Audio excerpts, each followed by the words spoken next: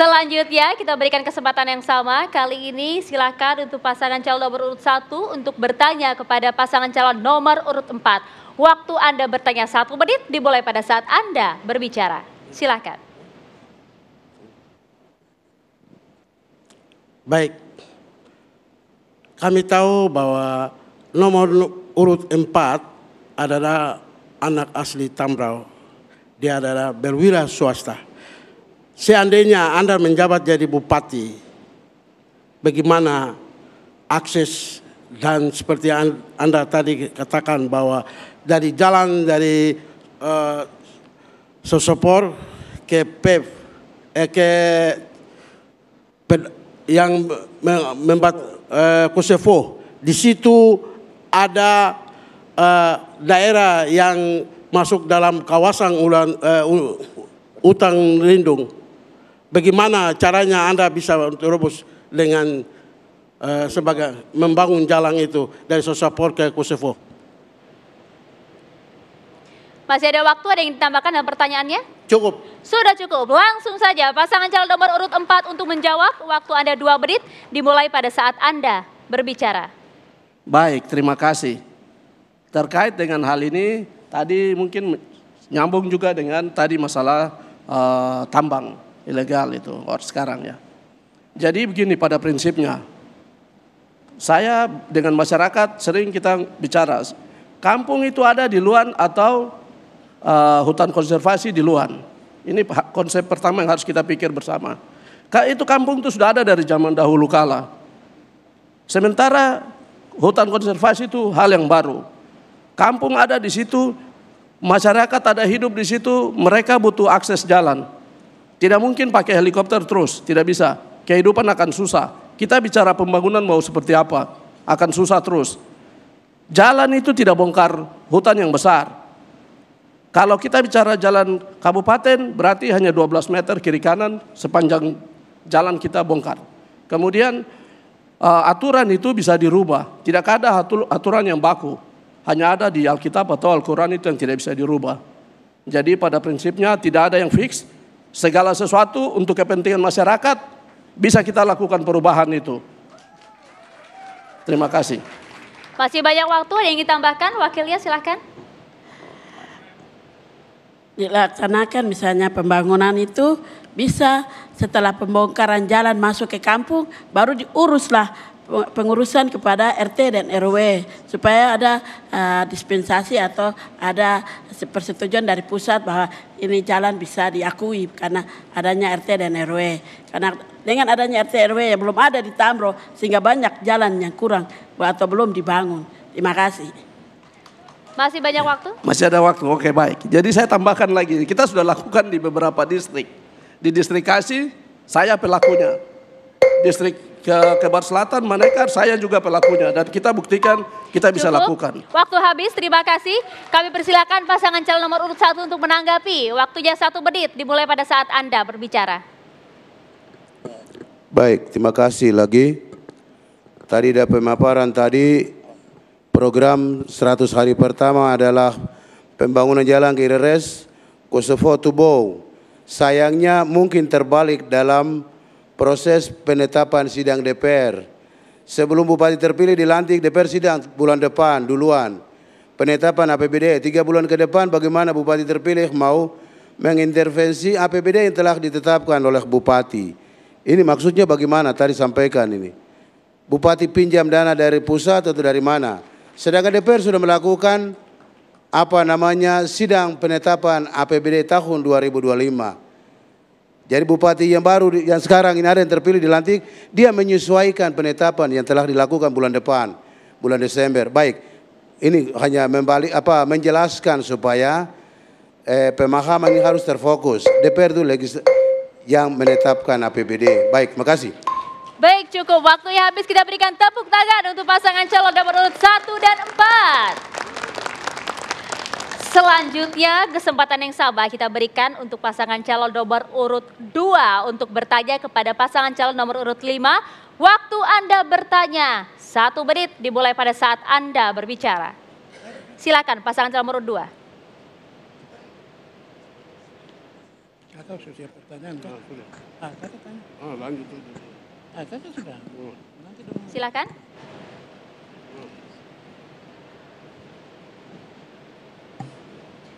Silakan Bapak.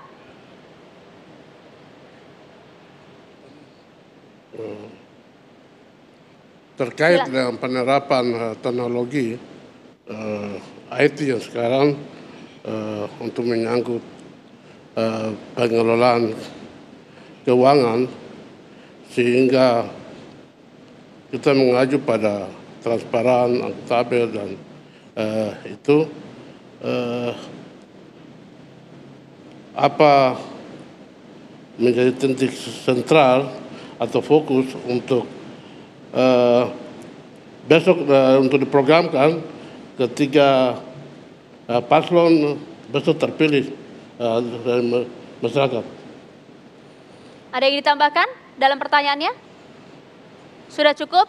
Baik, langsung kami minta kepada pasangan calon nomor urut 5 untuk menjawab. Waktu Anda menjawab 2 menit dimulai pada saat Anda berbicara. Baik, terima kasih. Pertanyaannya, ya mohon maaf pertanyaan kurang begitu jelas, tetapi kami coba untuk memberikan jawaban. Yang pertama yaitu pengelolaan keuangan, transparan, akuntabilitas, kira-kira seperti itu. Ya, dalam rangka pelaksanaan anggaran pendapatan dan belanja daerah, dibutuhkan transparansi. Transparansi seperti apa? Transparansi adalah melibatkan partisipasi masyarakat itu sendiri. Caranya pendekatannya seperti apa? Seluruh anggaran pendapatan yang ditetapkan oleh kepala daerah bersama dengan DPR harus dipublikasikan kepada masyarakat dengan cara mempublikasikan di setiap sudut-sudut kota, sehingga jelas bagi masyarakat untuk mengatakan akuntabilitas dalam pelaksanaan harus wajib bertanggung jawab terhadap pelaksanaan keuangan itu sendiri.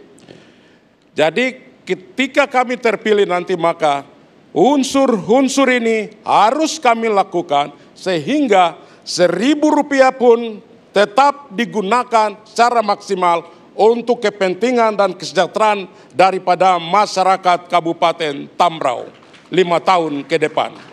Demikian. Masih banyak waktu, ada yang ditambahkan? Silakan Bapak Wakil. Yang pertama adalah perencanaan awal.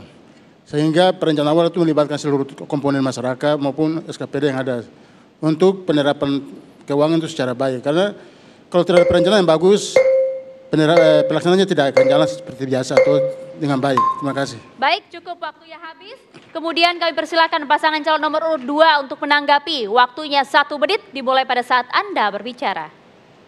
Baik, menyangkut pengelolaan anggaran yang berbasis IT tadi dalam pertanyaannya, bahwa kita perkuat sistem informasi pengelolaan keuangan. Terima kasih karena di Kabupaten Tambrau sudah ada sistem informasi SIPD, sistem informasi pengelolaan keuangan pemerintah daerah.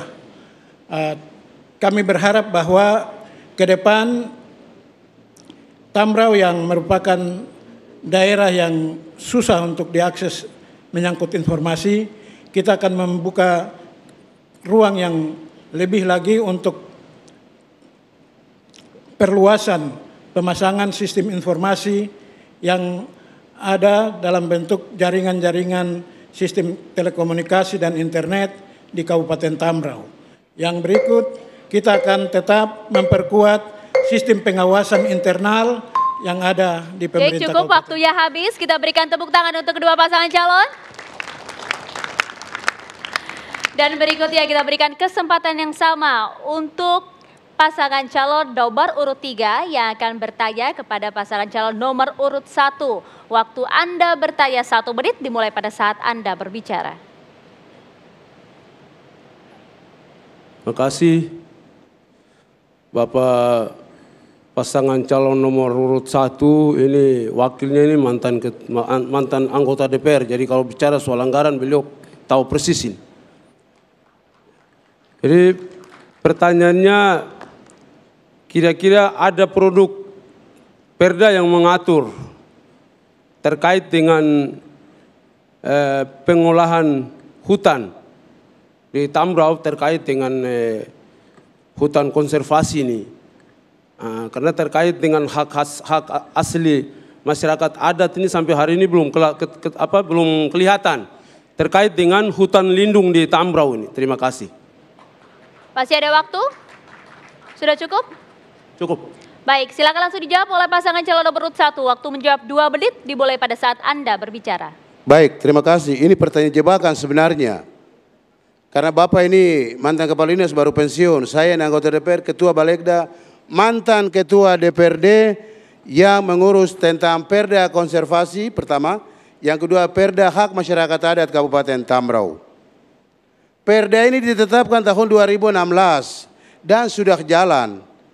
Konservasinya sudah jalan. Bahkan Provinsi Papua Barat melakukan perda bahwa wilayah Provinsi Papua Barat itu perda daerah konservasi, pinjam file dari kami. Kami ke Manokwari serahkan. Tepuk tangan untuk bagian itu. Maka tinggal dijalankan. Dijalankan itu kembali pada leading sektor ketua Bapeda. Dia harus pastikan RTRK Kota VF itu jadi. Baru pembangunan mengikuti tadi mana wilayah lingkungan hidup, mana daerah konservasi dan lain-lain. Yang kedua, ketua Bapeda dan Bupati berkoordinasi dengan gubernur persoalan batas wilayah antar kabupaten. Karena ini ranahnya gubernur, bukan kabupaten. Maka itu ketua Bapeda harus jadi motor penggerak untuk ini. Kita tidak tahu batas Tambrau Demare, batas Tambrau Aifat sampai di mana, batas Tambrau dengan Moskona, batas Tambrau dengan Salemkai dan wilayah Maleo bagian timur. Semua ini kita tidak tahu. Maka persoalan batas antar kabupaten ranahnya provinsi, Pemda Tambrau melalui leading sektor Bapeda sebagai motor penggerak menginisiasi supaya batas itu jelas. Orang tahu di mana daerah konservasi, di mana lingkungan hidup, di mana cagar alam, di mana daerah pemukiman dan lain-lain. Termasuk buruan rusa juga tahu di mana di wilayah dia lari. Baik, terima kasih. Barangkali seperti itu. Masih banyak waktu, ada yang ingin tambahkan? Cukup.